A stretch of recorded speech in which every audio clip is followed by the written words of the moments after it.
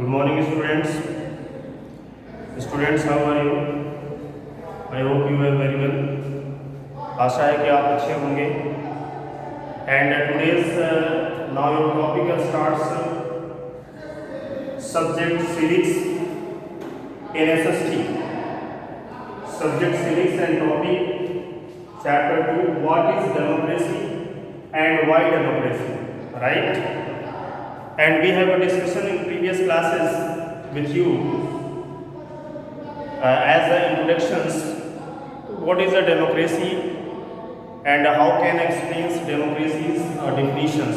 Okay, हमने discussion किया था प्रीवियस लेक्चर्स में कि हम आज आपसे आज के वीडियोज़ में जो टॉपिक्स हम आपसे डिस्कशन करेंगे वो आपका लेसन 2 है और आपके सिविक्स चैप्टर्स में what is democracy and why democracy. Already and everybody knows, you have already knows in previous classes, since we have say class 6, 7th and 8th, right? आपने 6, 7, 8 में भी डेमोक्रेसीज के बारे में जाना होगा, पढ़ा होगा, स्टडी किया होगा, but that is a different topic in the class 9. ये सेम है, थोड़ा सा डिफरेंशिएशंस है. इंट्रोडक्शंस में अगर हम टॉकिंग करें तो democracy is a form of government in which the rulers are elected by the people. Okay, democracy is a form of governments in which the rulers are elected by the people. Democracies का मतलब ये होता है, democracies की meanings क्या होती है? प्रजातंत्र, लोकतंत्र, जनतंत्र, गणतंत्र, संघतंत्र, मैनी सिनोनिम्स, बहुत से ऐसे पर्याय वर्ड्स आपके हैं democracies. And how can I find out means in one countries we have say now fully and successful democracy. हम कैसे कह पाएंगे कि किसी भी देश में डेमोक्रेसी है और वो फुली सक्सेसफुल है? That means as simple words means जिस कंट्रीज में कंटिन्यू एंड रेगुलर वे में जहाँ पे इलेक्शंस कराए जाते हो, different levels of elections held on a regular way in any country. So we have say now complete and successfully democracies to declare our judgement. तो हम वहाँ पे कहेंगे कि अगर लगातार जिस देश में इलेक्शंस होते हैं अलग अलग स्तर पे, जिस तरह से आप इंडिया का ही अगर आप एग्जांपल्स लें, यहाँ पे देखिए ब्लॉक लेवल पे आपका इलेक्शंस होते हैं, विलेज लेवल्स पे होते हैं, स्टेट लेवल्स पे, रीजनल लेवल्स पे एंड नेशनल लेवल्स और सेंट्रल लेवल्स. एंड कंटिन्यू लगातार रेगुलर वे में वो आपके इलेक्शंस कराए जाते रहते हैं. Free and fair elections by election commission, that means that is a department of free and fair election conduct in the country. जो इलेक्शन कमीशन है, चुनाव आयोग जिसको हम कहते हैं, वो यहाँ पर रेगुलर वे में अलग अलग स्टेट्स और सेंट्रल्स में इलेक्शंस कराता है और वो सक्सेसफुली होता है, फ्री एंड फेयर. मीन्स हम ये कह सकते हैं कि भारत पूरी तरह से क्या है, डेमोक्रेटिक कंट्रीज है. मीन्स क्लियर हो रहा है? सबसे इंपॉर्टेंट यहाँ पे देखेंगे हम 3 or 4 words we have choose now. Democracy is a form of governments. Form of governments एक वर्ड्स आपने लिया इसमें से, फिर इन विच द रूलर्स, और एक वर्ड्स हमने रूलर्स को ले लिया, and are elected by the people. So in this definitions we have choose 3 or 4 words and we have explained on the basis of these words. हम इसी वर्ड्स के according आपसे डिस्कशन करेंगे, एक्सप्लेन करेंगे कि डेमोक्रेसी क्या होती है. मैंने बात की form of government and rulers then elected and people. Means अगर हम यहाँ से राइट करें तो right now form of government,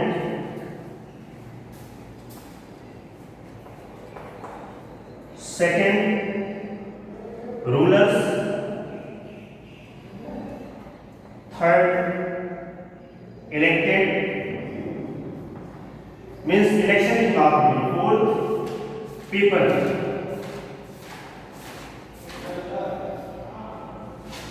इसी 4 पॉइंट्स पर आपका डेमोक्रेसी का डेफिनेशन है। फॉर्म ऑफ गवर्नमेंट्स, कैसी सरकार, जो लोगों के द्वारा चुनी गई हो, जो लोग चुन करके, जिस गवर्नमेंट का लोगों के द्वारा चुन करके फॉर्मेशन होता है, वहां पे हम कह सकते हैं डेमोक्रेसी से। मीन्स कैसे चुनाव होगा? थ्रू इलेक्शन, चुनाव के जरिए। रूलर्स की बात अगर हम करें, शासक, so many types of rulers in historical time and you have studied and we have already studied now, everybody knows, सभी जानते हैं कि कई तरह के शासक होते हैं। क्या हम सभी को डेमोक्रेसीज में इन्वॉल्व कर सकते हैं? नो। मोनार्की सिस्टम्स में भी रूलर्स होते हैं। मोनार्की मतलब राजशाही, जहाँ पे राजा का अधिकार होता है, आपने देखा होगा। डिक्टेटरशिप में भी होता है, रूलर शासक होता है, जहाँ पे तानाशाही होती है। क्या वो भी डेमोक्रेसीज के कंडीशंस में आएंगे? नो, वो डेमोक्रेसीज नहीं होते हैं। रूलर्स डिफरेंट होता है। यहाँ पे क्या कह रहा है? जो लोगों के द्वारा चुन करके आता है, वो यहाँ पे शासक, गवर्नमेंट का फॉर्मेशन होगा। और ये जो चुनी हुई सरकार होती है, ये डेमोक्रेसीज को फाइंड आउट करती है। क्लियर? तो ये माइंड से आप क्लियर कर लीजिए कि जो शासक होते हैं, सभी शासक डेमोक्रेसीज नहीं होता है। सभी शासक जहाँ पे शासन करते हैं, वो डेमोक्रेसीज की लाइन में नहीं होता है। जहाँ पे लोगों के द्वारा चुन करके जब कोई इलेक्टेड रिप्रेजेंटेटिव जब आते हैं एंड मेजॉरिटी ऑफ वन और single parties candidates, many candidates, जब वहाँ जिस तरह से वेरियस टाइप्स ऑफ पार्टीज जो स्टैंड्स होती हैं इलेक्शंस में, और किसी एक पार्टी के कैंडिडेट्स ज़्यादा विन होकर के आते हैं, और वो विनर्स कौन होते हैं? पीपल्स के द्वारा, जनता के द्वारा जो चुन करके आते हैं, वहाँ पे डेमोक्रेसी होता है। स्टूडेंट्स, ये चीज़ क्लियर रखिए। ना तो मोनार्कीज में जो शासक होते हैं वो डेमोक्रेसी नहीं कहलाए जाएंगे, और ना ही डिक्टेटरशिप वाले। तो क्लियर हो गया? Elected means election, free and fair elections by election commission, जहां पे चुनाव होता हो, and according to opinion of all the citizens in any countries, then a form of governments, जहां पे पीपल्स की ओपिनियन जानी जाती हो, जहां पे लोगों के द्वारा जो चुन करके गवर्नमेंट्स आती है, वहां हम कहते हैं डेमोक्रेसी है। Elected peoples, that is the most important things in democracy's point of view, means जो peoples होते हैं, लोग होते हैं, ये important रोल प्ले करते हैं। तो इन सब का जो वैल्यूएशन, एक आप डेमोक्रेसी की लाइन क्लियर हो गई, that is a simple line, democracy is a form of governments in which the rulers are elected by the people। ऐसी सरकार जो जनता के द्वारा चुन करके बनाई जाती हो, वहां पे डेमोक्रेसीज होता है। क्लियर? एंड मेजर डिसीजंस, जैसे आप एसएसटी में पॉलिटिक्स में आपने देखा होगा, फर्स्ट सेशन आपका कट किया गया है। फर्स्ट सेशन में आपने देखा होगा चिली एंड पोलैंड की, अगर थोड़ा बहुत आपने स्टडी किया होगा, चिली एंड पोलैंड की जो ट्रेजेडी है, जो वहाँ की जो घटना है, उसके बारे में जानेंगे। किस तरह से आपने देखा कि वहाँ पे एक एगस्टो पिनोचेट होते हैं, मिलिट्री कूप, जो मिलिट्री जनरल्स हुआ करते थे और मिलिट्री कूप की फाउंडेशंस करते हैं। देन उसके बाद उन्होंने क्या किया, वहाँ के सिस्टम को डिस्ट्रॉय करके वहाँ पे पूरी तरह से डिक्टेटरशिप, अकॉर्डिंग टू चुनाव होता है वहाँ पे, लेकिन वो जब बन जाते हैं, उसमें क्या होता है कि वो वहाँ पे हम डेमोक्रेसी नहीं कह सकते उसको, वहाँ पे हम डेमोक्रेसी नहीं कह सकते, क्योंकि वो इलेक्टेड, चुनी हुई सरकार नहीं थी, वो लोगों द्वारा चुना नहीं गया था। तो जहां पे लोगों के द्वारा चुनाव होता है, वहां पे डेमोक्रेसी होता है। अगर हम टॉपिक करें तो आप इसमें देखेंगे, पाकिस्तान की अगर हम बात लेते हैं, our neighbour countries of Pakistan, means general Pervez Musharraf की बात करें, आपके टॉपिक में मेंशन होगा, आप स्टडी करें। जब भी आप वीडियोस देखें तो उसमें आप क्या करें कि अपने बुक्स को ओपन करके रखें। Students please open all books, all the students open books. और लाइन बाय लाइन जब आप स्टडी करेंगे उसमें आप पाएंगे कि सारी चीज़ें आपको क्लियर होती चली जाएंगी। That is a simple topic, what is a democracy and why democracy.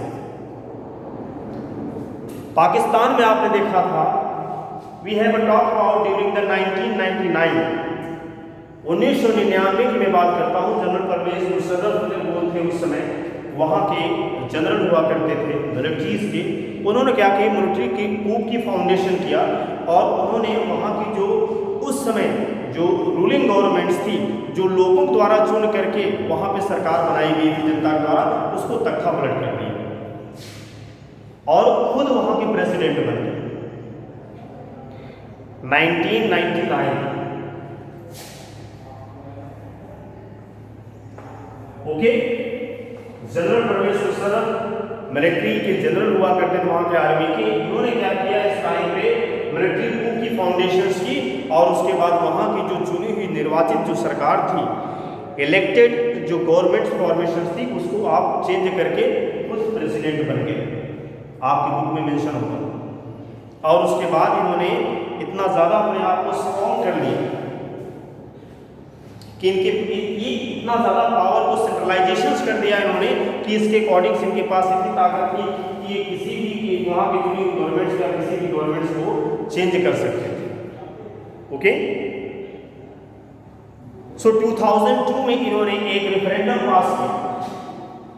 2002 में एक रेफरेंडम पास किया कि स्टेट काउंसिल जो होती थी उसको भी बदल सकते थे, चेंज कर सकते थे, वो जो गवर्नमेंट्स थी अपने अकॉर्डिंग वो चेंज कर सकते थे।